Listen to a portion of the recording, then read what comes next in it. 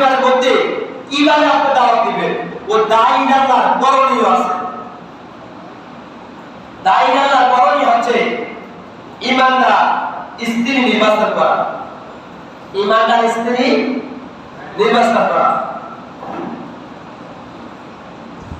আপনি শুধু বাইরে দাওয়াত দিতেছেন, আপনার স্ত্রী ঠিক নাই, তাহলে দাওয়াত দিলে কোনো লাভ হবে? আগে ঘরের পরিবার সবাইকে কি করতে হবে? ঠিক করতে হবে। সবাইকে আগে দায়ী আল্লাহ বাণীগুলো বুঝাতে হবে। তারপরে কুসংস্কার ত্যাগ করা। আমাদের সমাজের মধ্যে, পরিবারের মধ্যে যে কুসংস্কার, এই কুসংস্কারগুলো কি করতে হবে? ত্যাগ করতে হবে, পরিত্যাগ করতে হবে, পরিহার করতে হবে। এটা হচ্ছে দায়ী আল্লাহ গুণাবলী। তারপর আছে পরিবারে ইসলামী অনুশাসন বজায় রাখা। পরিবার ইসলামী অনুশাসন বজায় রাখা। হাসি মুখে থাকা। হাসি মুখে প্রত্যেকটা ইমানদার নর নারী কি করতে হবে? হাসি মুখে থাকতে হবে। উত্তম ব্যবহার করা। আমরা যেহেতু মুসলমান, আমাদের ব্যবহার হতে হবে সুন্দর, মাধুর্য। আমার ব্যবহারের কারণে, আমার আচরণের কারণে অন্য একজন ভাই, অন্য একজন ধর্ম, অন্য একজন ধর্মের লোক যেন কি হাসাহাসি না করে। এখানে আপনার ব্যবহার, আমার ব্যবহার যেন রাসূলের তরিকা অনুযায়ী হয়, বিশ্বনবী মুহাম্মদ রাসূলুল্লাহ সাল্লাল্লাহু আলাইহি ওয়াসাল্লামের ভাষার মতো হয়।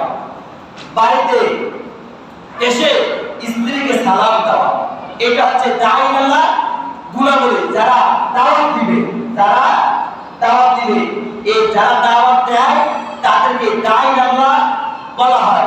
তাহলে আপনি যখন বাইরে থাকবেন, যখন ঘরে ফিরবেন, ঘরে ফেরার সাথে সাথে ঘরে যখন ঢুকবেন, অনুমতি নিয়ে ঢুকবেন, ঢোকার সাথে সাথে সালাম দিয়ে প্রবেশ করবেন।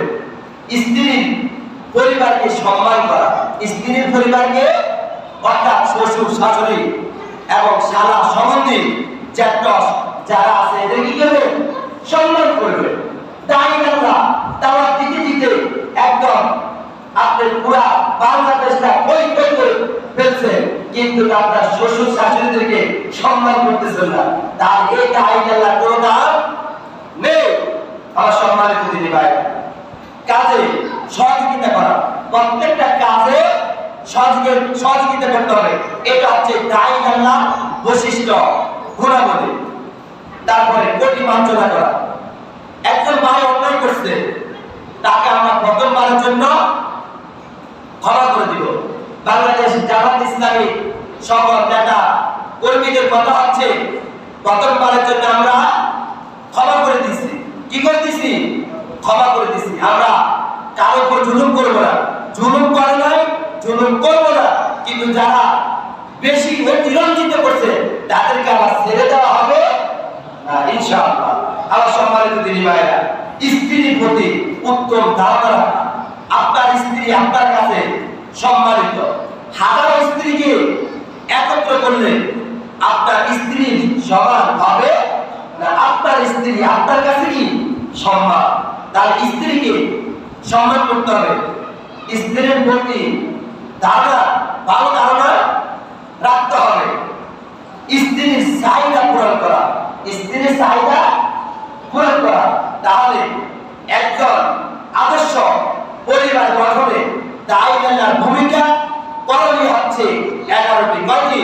আল্লাহ সুবহানাহু ওয়া তাআলা আমাদের সবাইকে এই দায়ী আল্লাহ করণীয় গুলো আমরা যেন সঠিক সময়, সঠিক নিয়মে আমরা যেন পালন করতে পারি,